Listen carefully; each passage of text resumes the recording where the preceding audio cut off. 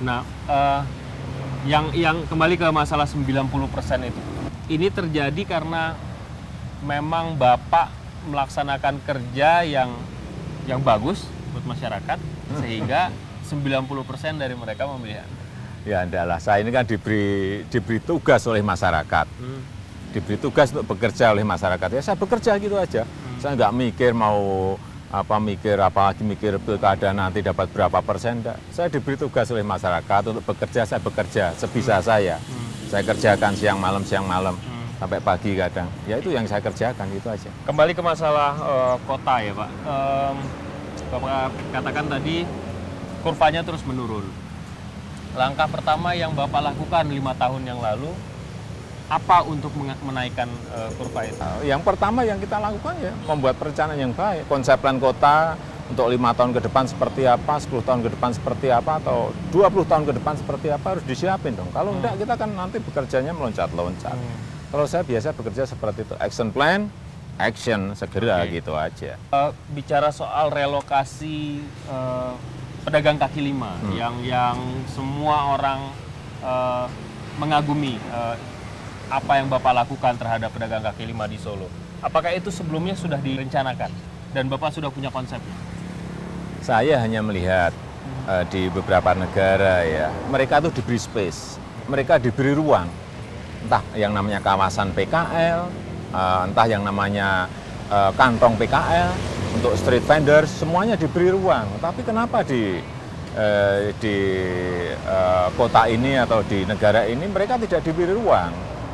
Mereka akan mencari ruang-ruangnya sendiri. Tidak tertib akhirnya. Iya, harus ada ruang transisi antara di sebuah kota untuk mereka gitu.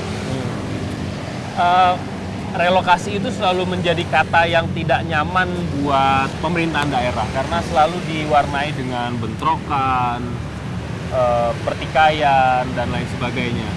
Nah, kenapa di Solo nggak terjadi seperti itu? Apa yang dilakukan? Pertama, menurut saya niat kita ini memang ingin mengangkat mereka, niat kita. Jadi, tapi ada ketidakpercayaan, ada distrust dari pedagang kaki lima. Apa yang Bapak lakukan sih ketika itu? Ya, saya undang mereka, saya ajak makan siang. Masih belum ketemu, ajak makan malam.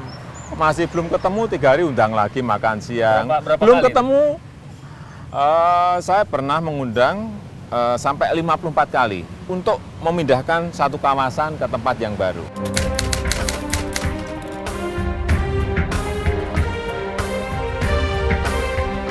Lima 54 kali makan?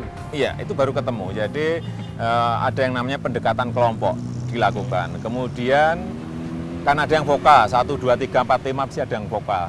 Kemudian pendekatan personalnya juga ada. Kemudian kita harus ngerti, tahu kebutuhan mereka, tahu keinginan mereka apa. Kemudian dibuatkan sebuah proposal lapangan. Jangan sampai kita ini top down ya, tahu-tahu langsung pindah. Padahal nggak tahu sebenarnya problem mereka. Jadi apa, masalah mereka apa.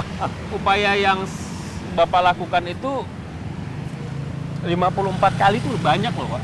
Banyak, selama 7 bulan. 7 bulan? Iya. Hanya untuk membicarakan, menyampaikan ide itu aja? Iya, betul. Waktu pertama kali makan, apakah sudah langsung saudara-saudara saya? Belum. Makan siang itu yang pertama saya ajak makan siang, setelah itu saya suruh pulang. Lupa nggak ada dialog, katanya mau digusur. Loh, saya hanya makan siang kok. Hanya ngajak makan siang kok. Ya sudah pulang gitu. Kedua masih makan malam pulang lagi, masih seperti itu.